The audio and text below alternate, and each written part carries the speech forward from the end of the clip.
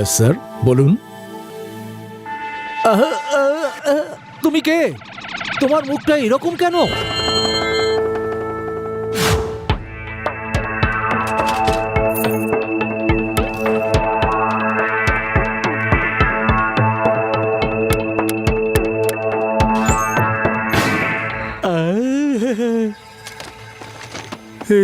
Sir, এটা কি করছেন? স্যার, এত ক্যাশ কেন বার করছেন? কোনো দরকার? একটু আগেই মেন ব্রাঞ্চ থেকে ফোন এসেছিল, আজকের ক্যাশ ওখানে ডিপোজিট করতে বলেছে। আমি করে আসছি। হ্যাঁ, ম্যানেজার স্যার, এত তাড়াহুড়ো করে এত ক্যাশ নিয়ে কোথায় চললেন? কোনো গার্ডও তো সঙ্গে নিলেন না উনি।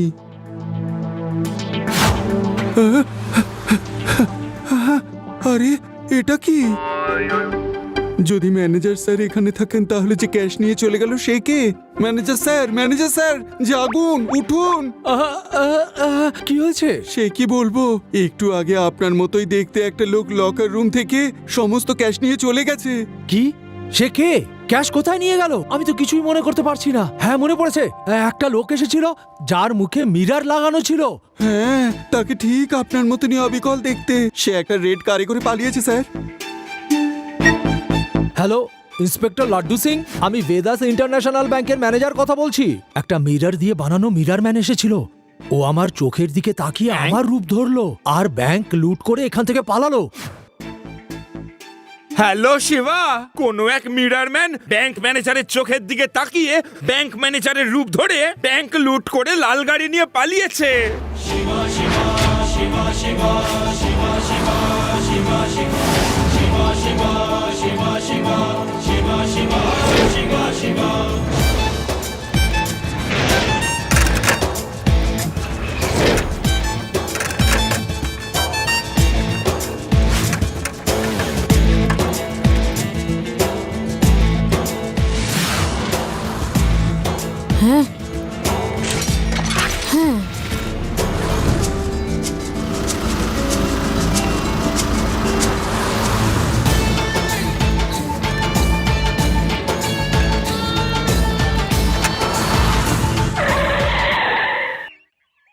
এই পুচকে, রাস্তা কেন আটকে রেখেছো?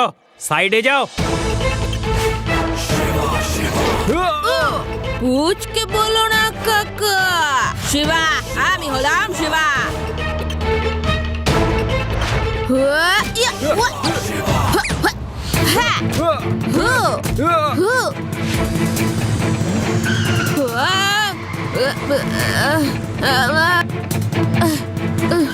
ও নো, দুজনেই পালিয়ে গেল।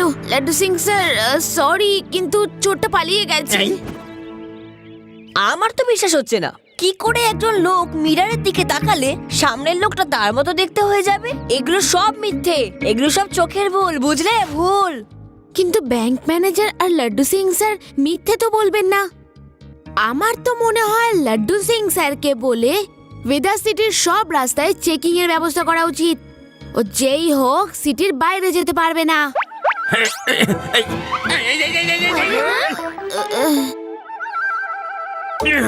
মনে করো হয়েই গেছে। আমি চেকিং বাড়িয়ে দেওয়ার অর্ডার দিতেই যাচ্ছিলাম। প্যারাডাম, শহরের প্রতিটা কোনায় কোনায় চেকিং আরো বাড়িয়ে দাও, রাইট নাও।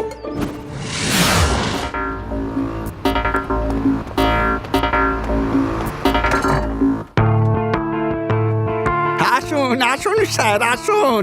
বলুন স্যার, আপনাকে কি দেখাতে পারি? ম্যাডামের জন্য হার নাকি কানের ঝুমকো?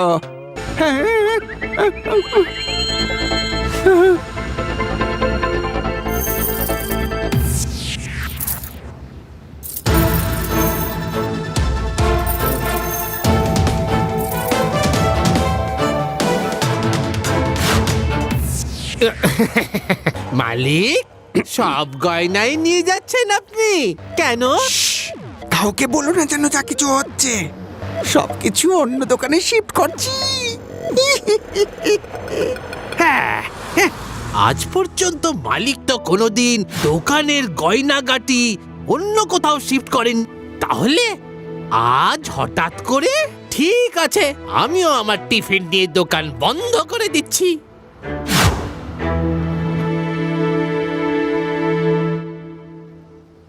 মালিক, মালিক আপনি এভাবে কি করছেন হ্যাঁ? মালিক উঠুন উঠুন মালিক লাড্ডু সিং বাবু একটা চোর মালিকের ছদ্মবেশ ধরে এসে দোকানের সব গয়না লুট করে একটা লাল গাড়িতে করে পালিয়ে গেছে হ্যাঁ আর মালিক অজ্ঞান হয়ে আছেন শিবা চোর জুয়েলারের দোকান থেকে চুরি করে আবার একটা লাল গাড়ি করেই পালিয়েছে।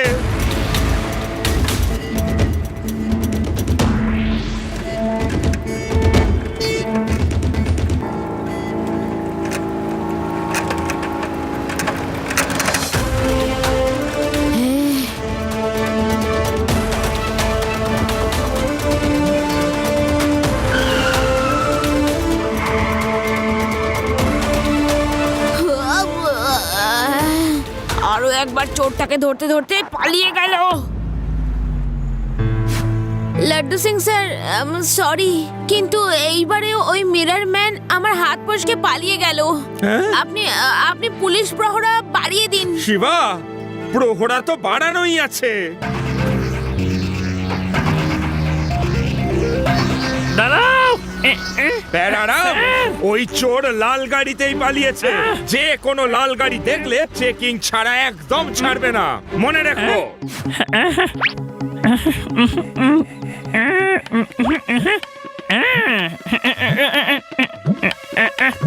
এই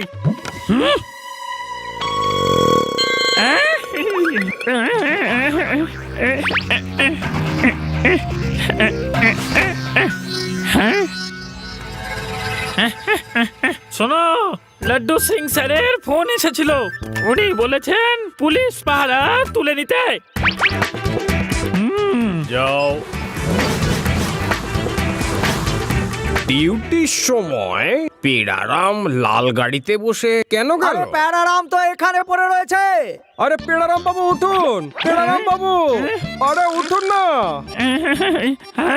কি কি হয়েছে? পেড়ারাম বাবু আপনার মতো দেখতে একটা লোক বলল যে লাড্ডু সিং স্যার এই পুলিশের চেকিং তুলে নিতে বলেছে, তাই আমরা তুলে নিলাম। আর এক্ষুনি ওই লাল গাড়িতে করে গেছে। এটা কি করেছো? ওটা নিশ্চয়ই মিরর ম্যান। এবার আমি কি করব? শিবা, পুলিশ পাহারার সময় মিরর ম্যান সবার চোখে ধুলো দিয়ে পালিয়ে গেছে।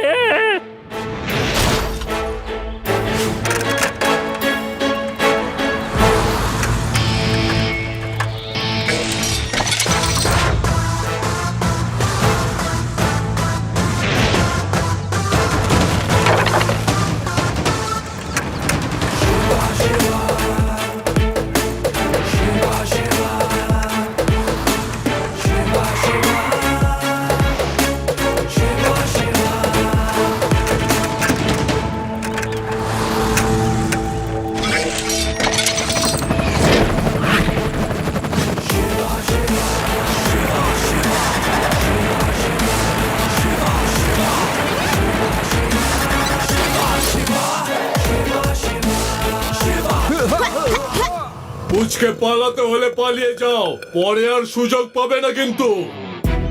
পুচকে বলো না কাকা। শিবা, আমি হলাম শিবা। এই নাও।